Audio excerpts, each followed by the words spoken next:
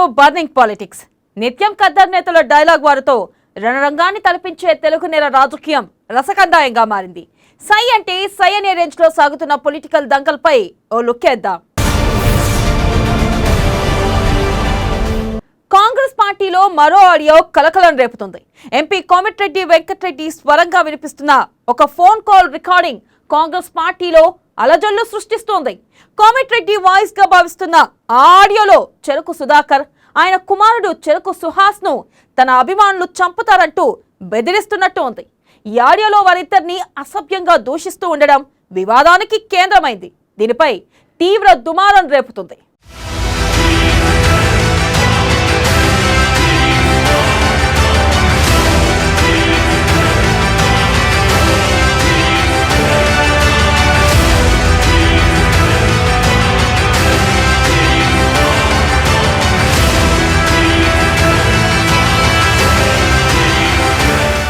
హస్తినిలో hot topic గా కోమటిరెడ్డి, చెరుకు సుధాకర్ కి బెదిరింపు కాల్స్, తనకు వ్యతిరేక స్టేట్మెంట్ ఇస్తే చంపుతామని వార్నింగ్స్. చెరుకుని హత్య చేసేందుకు వందల కార్లలో కోమటిరెడ్డి అనుచరులు. ఏఐసిసి దృష్టికి చేరిన ఆడియోలు, కోమటిరెడ్డిపై చర్యలు తీసుకుంటారా లేదా?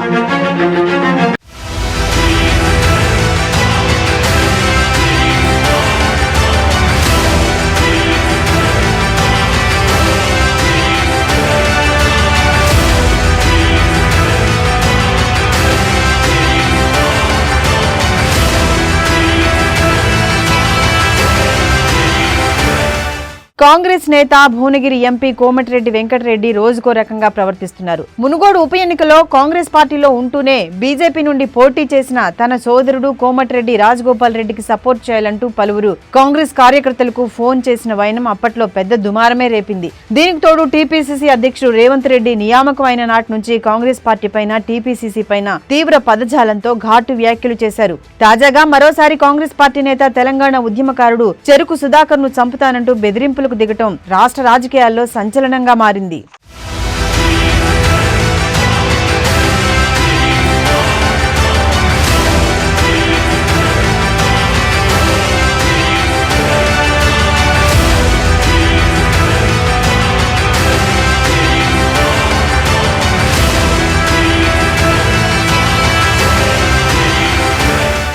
కాంగ్రెస్ ఎంపీ కోమటిరెడ్డి వెంకటరెడ్డి మరో వివాదంలో చిక్కుకున్నారు. చెరుకు సుధాకర్ కొడుకు చెరుకు సుహాస్ కు కోమటిరెడ్డి వెంకటరెడ్డి స్వయంగా ఫోన్ చేసి అసభ్య పదజాలంతో విరుచుకుపడ్డారు. ప్రజల్లో తిరిగినా తనపై స్టేట్మెంట్ ఇచ్చిన చెరుకు సుధాకర్ ను చంపడంతో పాటు ఆయన కొడుకును హాస్పిటల్ సైతం ధ్వంసం చేస్తామని హెచ్చరించారు. తనపై స్టేట్మెంట్స్ ఇస్తే ఊరుకోబోమని, చంపేయటం ఖాయమంటూ కోమటిరెడ్డి వెంకటరెడ్డి ఫోన్ లో వార్నింగ్ ఇచ్చారు. చెరుకు సుధాకర్ ను చంపేందుకు 100 కార్లలో తన అనుచరులు, అభిమానులు తిరుగుతున్నారని, వారి అభిమానాన్ని తాను ఆపలేనని హెచ్చరించారు.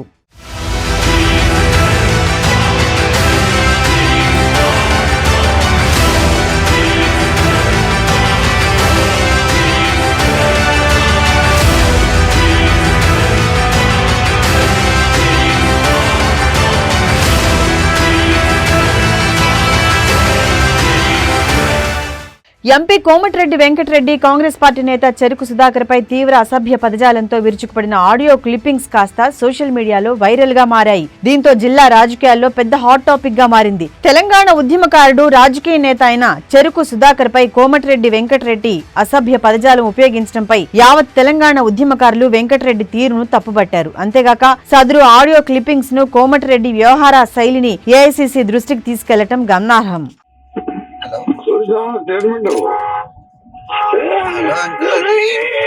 దాంట్లో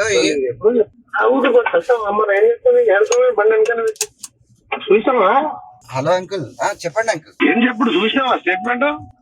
అది వాట్సాప్ లో అట్లా ఇచ్చిర్రు కానీ అంకుల్, ఆ వీడియో మీరు పూర్తిగా చూడండి ఒకసారి. ఏం చూసాడు?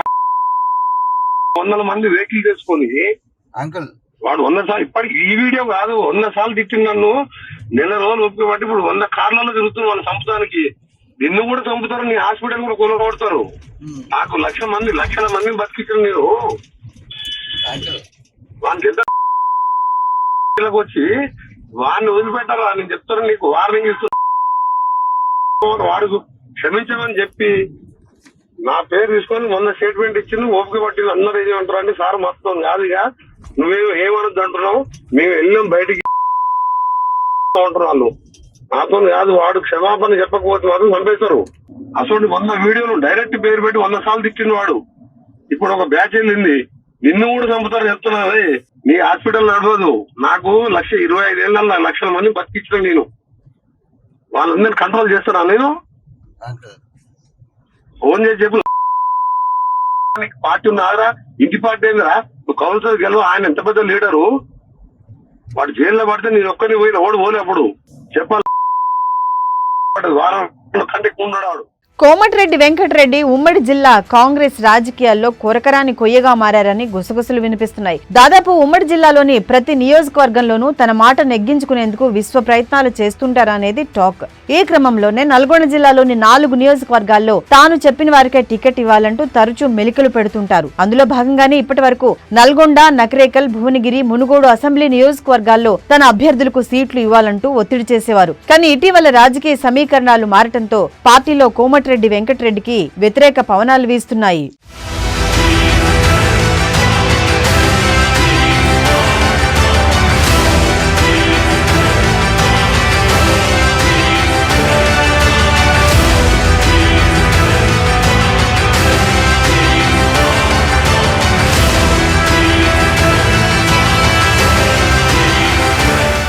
అయితే మునుగోడు ఉప ఎన్నిక ముందు వరకు తెలంగాణ ఉద్యమకారుడు చెరుకు సుధాకర్ తెలంగాణ ఇంటి పార్టీ అధ్యక్షుడిగా ఉన్నారు. అయితే ఉప ఎన్నిక సమయంలో చెరుకు సుధాకర్ కాంగ్రెస్ పార్టీలో చేరటం, అటు నియోజకవర్గంలో ఇటు పార్టీలో చెరుకు సుధాకర్ కు ప్రియారిటీ పెరుగుతుండటంతో కోమటిరెడ్డి వెంకటరెడ్డి అక్కసు వెళ్లగక్కారని ఆరోపణలు వినిపిస్తున్నాయి. నకరేకల్ నియోజకవర్గంలో చెరుకు సుధాకర్ బలపడితే తన అభ్యర్థికి టికెట్ ఇప్పించుకోవడం కష్టమవుతుంది. ఎలాగైనా చెరుకు సుధాకర్ కు చెక్ పెట్టేందుకు గత కొంతకాలంగా పావులు కదుపుతున్నట్టు తెలుస్తోంది. అయితే చెరుకు సుధాకర్ కు ప్రజల్లో మంచి గుర్తింపు ఉండటంతో ఆ ఎత్తులు పనిచేయటం లేదు.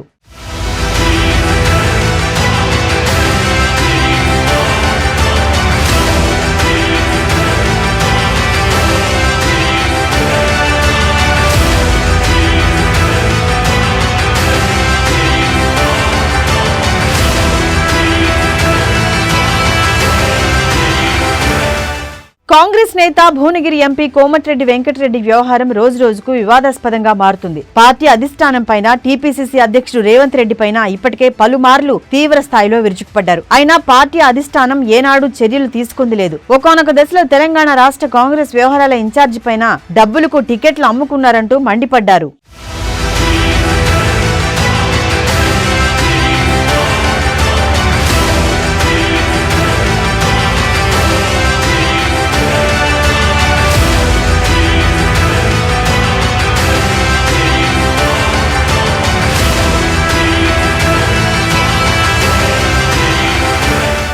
కాగా ఈ వ్యవహారంపై చెరుకు సుధాకర్ స్పందించారు. కోమటిరెడ్డి వెంకటరెడ్డి మతి చెల్లించి మాట్లాడుతుండో లేకుండా మాట్లాడుతుండో అర్థం కావట్లేదన్నారు. ఒకే పార్టీలో పనిచేస్తున్న తనపై అత్యంత దారుణంగా టెర్రరిస్ట్ భాష మాట్లాడారని బాధపడ్డారు. ఈ వ్యవహారంపై party incharge Manikrao Thakre PCC అధ్యక్షుడు రేవంత్ రెడ్డి దృష్టికి తీసుకెళ్లానని, ఈ వ్యాఖ్యలపై అధిష్టానం చర్యలు తీసుకోవాలన్నారు.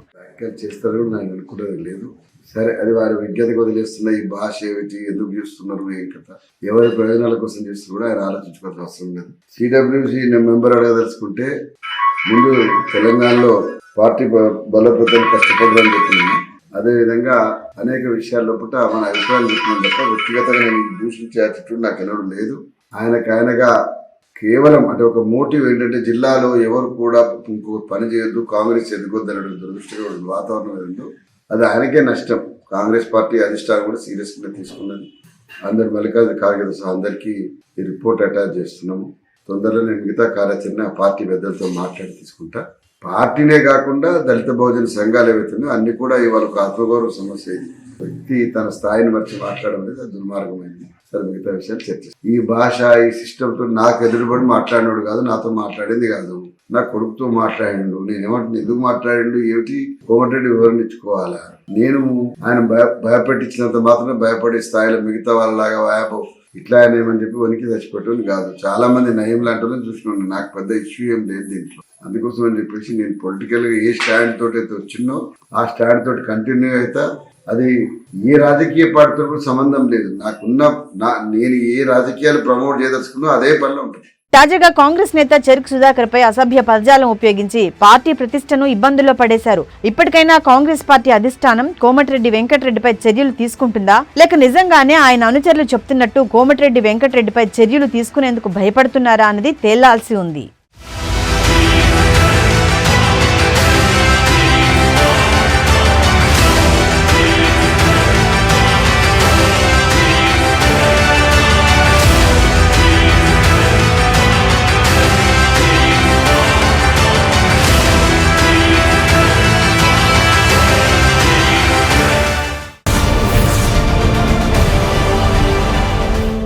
తెలుగు నేలపై పాదయాత్ర అంటే కద్దర్ లీడర్లకు ఓ సెంటిమెంట్. అడుగులతో అధికార పార్టీని కడిగేస్తే అధికారం పక్కా అనేది సెంటిమెంట్. అది రాజశేఖర్ నుంచి జగన్ వరకు నిరూపితం కూడా అయింది. ఇప్పుడు మాత్రం తెలంగాణలో కారు పార్టీ మినహా అన్ని పార్టీలు అడుగులనే నమ్ముకున్నాయి.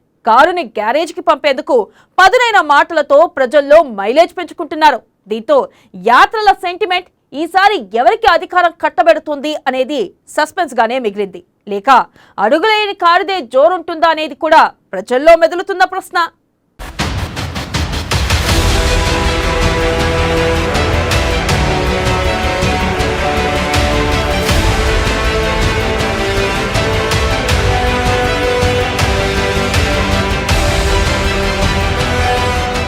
తెలంగాణలో జోరుగా పాదయాత్రలు. సంజయ్, రేవంత్, షర్మిల దూకులు. అధికార పార్టీపై మాటల తూటాలు. అడుగులతో అధికారం పక్కా అనేది సెంటిమెంట్. ప్రజల్లో మైలేజ్ మాటలతో పెరుగుతున్న పార్టీ గ్రాఫ్. సంక్షేమంపైనే అధికార పార్టీ ఫోకస్.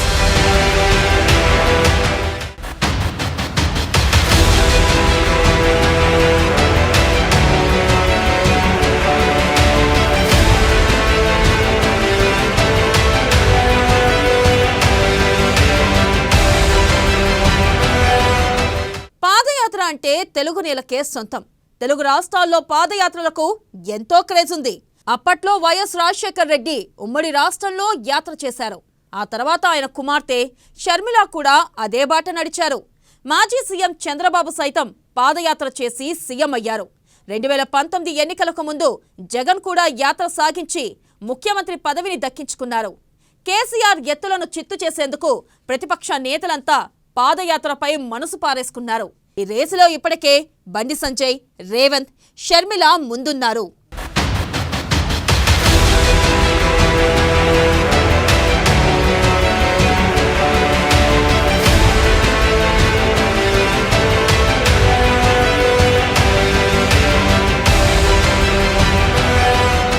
ఒకరు కాదు, ఇద్దరు కాదు, ఏకంగా 3 నేతలు తెలంగాణలో పాదయాత్రలు చేస్తున్నారు. ఇక క్షేత్రస్థాయిలోని నియోజకవర్గాల్లో పాదయాత్రలు చేసేవారు కూడా ఉన్నారు. దీంతో ఇప్పుడు తెలంగాణ మొత్తంగా పాదయాత్రల రాష్ట్రంగా మారిపోయిందనే టాక్ వినిపిస్తుంది. ముఖ్యంగా 3 నాయకుల పాదయాత్రలతో తెలంగాణ హీట్ ఎక్కిందనే చెప్పాలి. ఇక మరోవైపు ఎన్నికలకు పట్టుమని 10 మాసాలే సమయం ఉండడంతో ఈ యాత్రలపై ఆసక్తి కూడా పెరిగింది.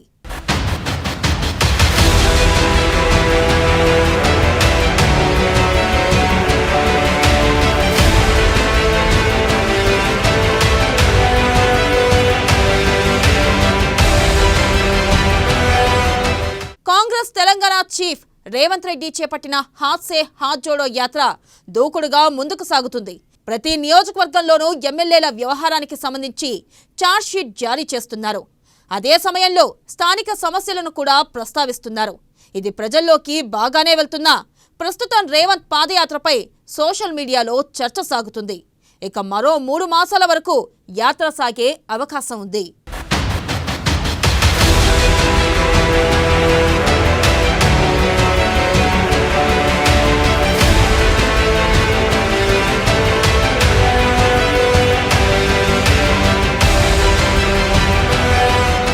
ఇక బీజేపీ చీఫ్ బండి సంజయ్ చేపట్టిన ప్రజా సంగ్రామ యాత్ర కూడా విడతల వారీగానే సాగినప్పటికీ ముందుకు వెళ్తుంది. ప్రజల్లో ఫాలోయింగ్ కూడా ఉంది. అందరూ కూడా ఆహ్వానిస్తున్నారు. ప్రజా సమస్యలపై బండి బాగానే నిలదీస్తున్నారు. ఒక్కొక్కసారి పట్టు తప్పుతున్న మెజార్టీ పార్ట్ అంతా కూడా బండి వ్యూహాత్మకంగానే ముందుకు సాగుతున్నట్టు కనిపిస్తుంది. అయితే ఓట్లు తెస్తుందా తేదా అనేది పక్కన పెడితే పాదయాత్ర అయితే సాగుతుంది.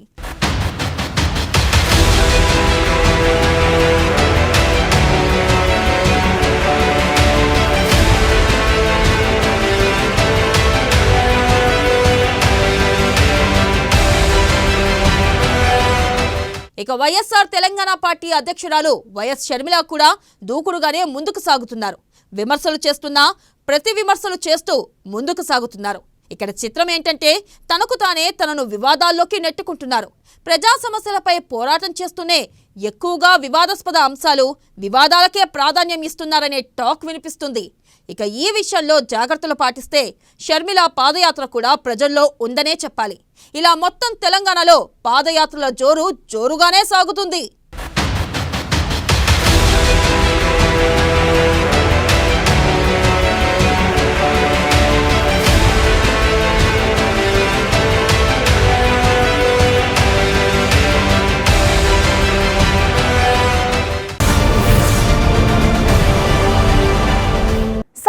బీజేపీ ఫుల్ ఫోకస్ చేసింది. కన్నడ నాట తిరుగులేని శక్తిగా ఎదిగింది. తెలంగాణలో బీఆర్ఎస్ కి కంటి మీద కొనుకు లేకుండా చేస్తుంది కమలం. మరి ఏపీలో కాషాయ పార్టీ పరిస్థితి ఏంటి అంటే ప్రస్తుతానికి పవనే దిక్కనే కామెంట్స్ వినిపిస్తున్నాయి. పవన్తో ప్రయాణం చేస్తేనే కమలానికి కలిసి వస్తుందని రాజకీయ పండితులు చెబుతున్నారు.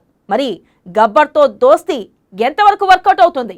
20 సీట్లు వస్తే ఏపీని ఏలే శక్తి బీజేపీకి ఉందా? ఫ్యాన్ సైకిల్ పార్టీలు కమలం నీడలోనే నడవాల్సిందేనా?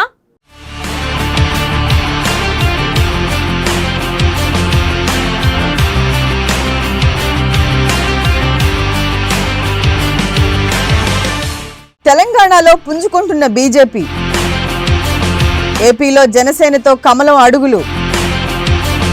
20+ వస్తే బీజేపీ గేమ్ వర్కౌట్. ఏపీలో కీలకంగా మారిన బీజేపీ అధిష్టానం ఆదేశాలతో అస్త్రశస్త్రాలు సంసిద్ధం. ఏపీలోనూ ఏక్నాథ్ షిండేలు. వైసీపీ అధికారంలోకి వచ్చిన తెరువెనక కమలం. చంద్రబాబు విషయంలోనూ బీజేపీ వ్యూహాలు.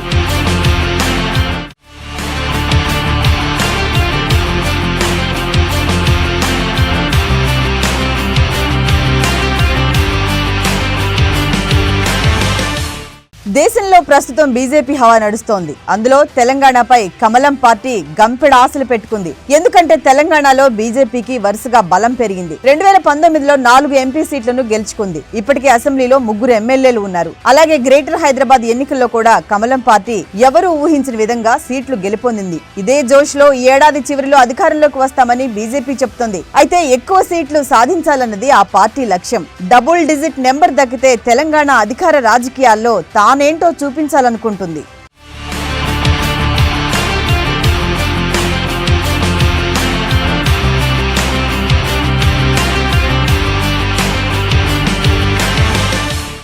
ఒక విధంగా బీజేపీ ఈశాన్య రాష్ట్రాలలో, మహారాష్ట్రాలలో, కర్ణాటకలో అమలు చేస్తున్న వ్యూహాలను అన్ని మేళవించి తెలంగాణలో అమలు పెట్టవచ్చు. అయితే ఇప్పుడు బీజేపీ చూపు ఏపీ మీద కూడా పడిందని విశ్లేషకులు చెప్తున్నారు. ఏపీలో బీజేపీకి బలం ఏముంది? జస్ట్ నోటా కంటే తక్కువ ఓట్లే కదా అని అనుకోవచ్చు. కానీ బీజేపీ స్ట్రాటజీ చూస్తే పక్కాగానే పవర్ దక్కాలి అన్నట్టుగా ప్లాన్ తో ముందుకు వెళ్తోంది. ఏపీలో 2 బలమైన ప్రాంతీయ పార్టీలుగా వైసీపీ, టీడీపీలు ఉన్నాయి. ఈ 2 పార్టీలకు బలహీనతలు సైతం బోలెడున్నాయని కమలనాథులు అంటున్నారు. అందుకే ఏపీ మీద కూడా ఫుల్ ఫోకస్ బీజేపీ పెట్టేసిందట మోదీ టీం.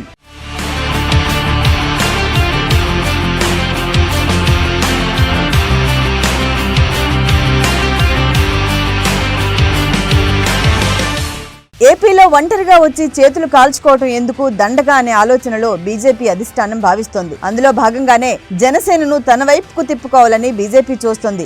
జనసేన వస్తే చాలు ఏపీలో పవర్ తమకు ఎలా దక్కదో చూస్తామన్నట్లుగా బీజేపీ తీరు ఉంది. ఏపీలో పవన్ కళ్యాణ్ కి బ్రహ్మాండమైన గ్లామర్ ఉంది. పైగా బలమైన సామాజిక వర్గము అండ ఉంది. అదే టైంలో బీజేపీకి వ్యూహాలు, కేంద్రంలో అధికారాలు ఉన్నాయి. ఇవి రెండు కలిస్తే ఏపీలోనూ మ్యాజిక్ చేయొచ్చు అన్నది కమలనాథుల ఆలోచనట. ఏపీలో బీజేపీ జనసేనలకు కలిసి జస్ట్ 20 సీట్లు వస్తే చాలట. పవర్ గేమ్ స్టార్ట్ చేయటమే అని అంటున్నారు. ఏపీలో అయితే తెలుగుదేశం లేకపోతే వైసీపీకి పూర్తి మెజారిటీ వస్తుంది. ఇక మిగిలిన పార్టీలన్నీ సింగిల్ డిజిట్ ను కూడా దాటలేకపోతున్నాయి. అక్కడే ఇన్నాళ్లు సమస్య వస్తోంది. మాతో జనసేన ఉండాలని మేము కోరుకుంటున్నాం. ఈ ప్రభుత్వ వ్యతిరేక ఓటు అనేది 151 స్థానాలు ఇవ్వడం అనేది ఈవేళ వారు మాట్లాడేటువంటి అభిప్రాయం. వాళ్ళ మూలంగా ఈ రాష్ట్రం ఈ 151 సీట్లు ఇస్తే ఈ రాష్ట్రం ఏం బాగుపడింది? 110 సీట్లు ఇస్తే అందరం కలిసి ఆ వేళ పనిచేసాం. చంద్రబాబు నాయుడు క్యాపిటల్ ఎందుకు కట్లపోయాడు. ఇవాళ రైతులందరినీ రోడ్డు మీద ఎంత తిప్పాడు. మీరు అన్నారుగా డబుల్ ఇంజినే దీనికి పరిష్కారం. ఓట్లు చేరకు వీళ్ళకి అధికారంలో చంద్రబాబు నాయుడు 14 ఏళ్ళు ఉన్నానన్నాడు కదా. ఎక్కడ అభివృద్ధి చేశానంటే హైదరాబాద్ చెప్తాడు. ఒక హైదరాబాద్ లో ఒక రింగ్ రోడ్ వేసాడు. రోజు అదే చెప్తాడు. మేము ఎన్ని రోడ్లు వేసామండి? ఎప్పుడని చెప్పాము మేము ఇన్ని రోడ్లు వేసాం, ఆ రోడ్లు వేసామని. ఎన్ని రోడ్లు వేసాం, ఎంతమంది రైతులు బాగుపడ్డారో ఆ రోడ్డు పక్కన ఉన్నటువంటి రైతులందరూ. కాబట్టి చెప్పడానికి చేయడానికి అర్హత ఉన్న పార్టీ ఆంధ్ర రాష్ట్రంలో మోడీ ప్రభుత్వం మాత్రమే. మరి బీజేపీ జనసేన కూటమికి 20 సీట్లు వస్తే గనుక ఆయా సీట్లు 2 ప్రాంతీయ పార్టీలకు కొరత పెడతాయి. ఇక ఢీ అంటే ఢీ అంటున్న ఏపీ రాజకీయాల్లో ఖచ్చితంగా ఏ పార్టీకి మెజార్టీ రాదని రాజకీయ పండితులు అంటున్నారు. మరోవైపు చూస్తే ఒకవేళ వ్యతిరేక ఓట్లు వైసీపీకి అధికారం దక్కినా అరకొర మెజార్టీతోనే పాలన చేయాల్సి వస్తుంది. దాంతోనే బీజేపీ పవర్ గేమ్ స్టార్ట్ చేయొచ్చు అంటున్నారు. ఈ మధ్యనే బీజేపీకి చెందిన కీలక నేత ఏపీలోనూ ఏక్నాథ్ షిండేలే ఉన్నారని అందరిలోనూ గుబులు పుట్టించారు. అంటే 151 సీట్లతో ప్రస్తుతం బలంగా ఉన్న వైసీపీ రేపు ఏ 100 సీట్లతోనూ అధికారంలో కూర్చున్నా బీజేపీ వ్యూహాలు తిన్నగా పాలించే ఛాన్స్ ఇస్తాయా అన్నదే ఆయన మాటల వెనుక అర్థం అంటున్నారు.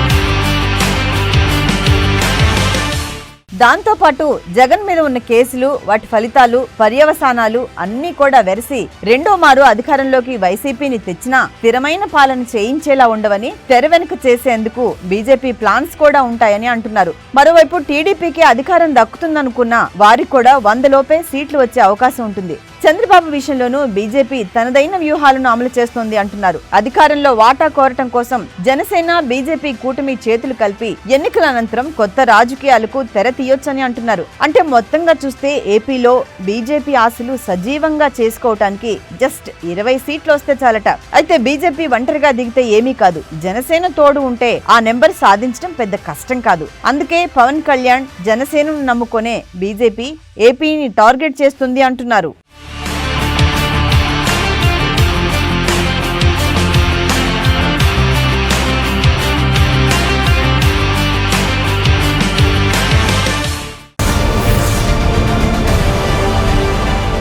ఇది రోజు బర్నింగ్ పాలిటిక్స్. మరిన్ని రాజకీయ విషయాలు రేపటి బర్నింగ్ పాలిటిక్స్ తో చూద్దాం. అప్పటి వరకు చూస్తూనే ఉండండి అమ్మా న్యూస్.